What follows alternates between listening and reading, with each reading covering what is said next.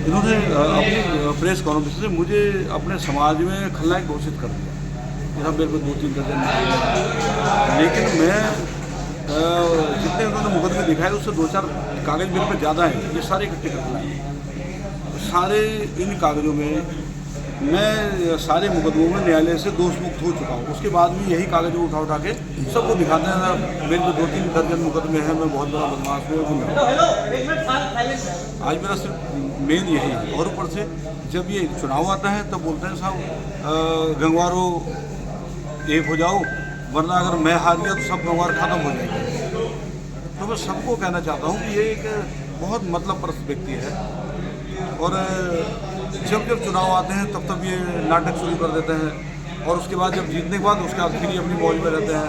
जबकि एक भी गंगवार जो इनको कमज़ोर मिल जाता है उसकी ज़मीन हड़प लेते हैं, या जो करना होता है, जितने असामाजिक काम हैं वो सब ये करते हैं। इन्होंने 1-2 मर्डर इन्होंने कर दिए, वो जीत गए, ज़मीन के पीछे मर्डर कर दिए, वो भी ये सब गोल करके दूसरों को बंद करा देते हैं। तो आज वो सब ये मैं बताने आया था। तो गंगवार कहा जाता है कि कभी आपकी गंगवार परिवार जो व्यवहार का था उससे बहुत अच्छे संबंध थे, उस संबंध थे, और आज ऐसी एकदम दुश्मनी होगी। इसके पीछे क्या कारण? ब्याह वाला सुनीता जी, मेरा उसकी बेटी से प्रेम संबंध था सुनीता से। जी, और मैं गरीब पड़ गया, लोग जिला पंचायत अध्यक्ष बनने के बाद मेरे गरीबी के कारण इन्होंने मुझसे ज़्यादा तोड़ा। और जब मैंने इनके कर्म पुलिस को बता दिए कि साहब इन्होंने 2 मर्डर किए थे, जिसमें मैं भी शामिल था, मैंने इनकी मदद की थी उसमें। और मैंने इस हत्याकांड का उत्तराखंड डीजीपी को मैंने शपथ पत्र पर भी अपना जुर्म कबूल करते हुए इनकी स्टोरियाँ बताई थी। लेकिन सिस्टम से मैं हार गया, और पूरे CBCID ने मुझे ही अकेले जेल में बंद कर दिया, बाकी सब छोड़ दिया। अच्छा, पंचायत चुनाव चल रहा है, अचानक ऐसा क्या हुआ कि उन्होंने आपको टारगेट कर दिया? आपके खिलाफ जितने मुकदमे की बात कर रहे हैं। उनकी पत्नी श्रीमती रेणु गंगवार ने जिला पंचायत सदस्य का नामांकन किया। जब मुझे पता लगा तो उसमें एक नियम है कि जो व्यक्ति सरकारी ज़मीन पर काबिल है वो चुनाव में योग्य नहीं है। तो मैं इस नाते इनकी जो अवैध कब्जे का प्रूफ लेके निर्वाचन अधिकारी के पास गया था, तो वो मैंने आपत्ति लगाई थी। तो इनको बड़ी मिर्ची लगी कि मैंने आपत्ति क्यों लगाई, क्योंकि इनके ऊपर कोई आपत्ति लगाता नहीं। गंगवार, आप एक बात बता रहे हैं कि उनकी जो सुनीता जी थी, उनसे आपका प्रेम था, तो क्या एक तरफा प्रेम था, वो शादी नहीं हो पाई? एक तरफा होता तो मैं इनके घर कैसे जाता? एक तरफा मैं तो बेवकूफ़ तो नहीं हूँ, है ना, और मतलब परिस्थिति नहीं हूँ। उसी संबंध के नाते इन्होंने जो किया मैं करता रहा। मैं दिहाड़ी पे तो जाता नहीं था, रुपये पैसे तो कमाता नहीं। मैं इन्हीं के प्रेम संबंधों अपना समझ के ही ये मुझसे गलत काम करवाते रहे, साथ मिल के, और मैं इनके हर अपराध में शामिल रहता।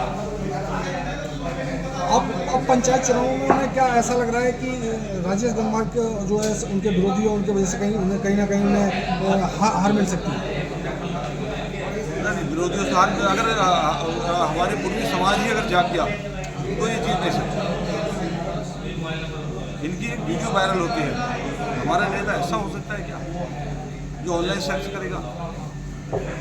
ऐसा नेता हमारा तो नहीं, हमारा समाज इतना घृणित तो नहीं है, ना ही इतना पिछला हुआ है।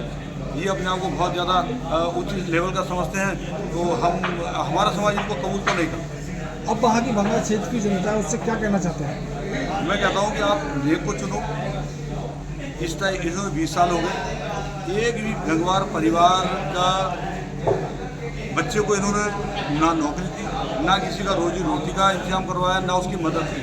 सिर्फ नेतागिरी टाइप उलझा के और लोगों बेवकूफ़ बना के उनको एक दायरे से बाहर जाने ही नहीं देते। कि अगर एक व्यक्ति किसी और नेता के यहाँ आना जाना शुरू करता है तो ये उसको कहीं ना कहीं घेराबंदी करके और फर्जी मुकदमे बना के फिर उसी परिधि के अंदर लाके खड़ा कर देते हैं कि मुझे छोड़ के तू जा नहीं सकता। अच्छा, उन्होंने ये आरोप भी लगाया प्रेस वार्ता करके कि उन्होंने कहा कि जो शिवांगी गंगवार है उनके खिलाफ भी कुछ, उनके पास बहुत सारे सबूत वो हैं। होगा, वो उसका जवाब शिवांगी जी देंगे, तो मेरे पास तो नहीं। जो आप डॉक्यूमेंट लेके आए, कागज दस्तावेज लेके आए, इसमें क्या क्या आप उनके पास? ये इन्होंने 2 शक्ति फार्म के 2 लड़के थे जिनको अपनी बहन से ने अपने घर बुलवाया।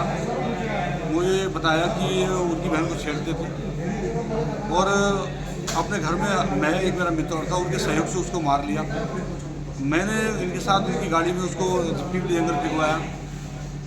अब वो उसके बाद जब मैंने इनके खिलाफ बोल दिया तो मुझे ही जेल में बंद करा दिया। मैं अकेला बंद हुआ उसमें।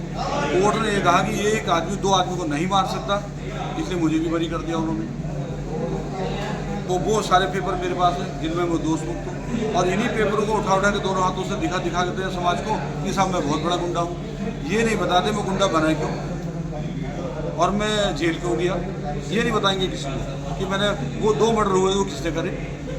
मैं गुंडा हो गया वो ठीक हो, मैं कभी चोरी नहीं करता, मैं डाका नहीं मारता, मेरा किसी से पब्लिक से कोई मतलब नहीं है। मैं इन्हीं नेताओं का मारा हुआ तो हूँ, इनके साथ मिला, इनके साथ जिन्होंने अपराध में शामिल किया और मुझे गुंडा बना दिया, खुद राजनेता हो। तो कहीं ना कहीं आपका कहना है कि आपके ऊपर जो आरोप लगे, इतने मुकदमे लगे, आप यहाँ तक पहुँचे, इसमें कहीं ना कहीं बराकी गंगवा परिवार का बड़ा हाथ है। 90%। मैं किसी भी मुकदमे में आज तक नामजद नहीं हूँ।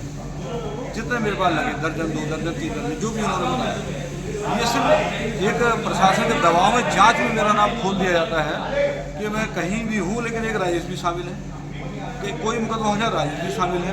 मैं जब किसी मुकदमे में इन्वॉल्व हुआ तो जांच में मेरा नाम डाल दिया गया, ना कि मैं किसी मुकदमे में नामजद हूँ।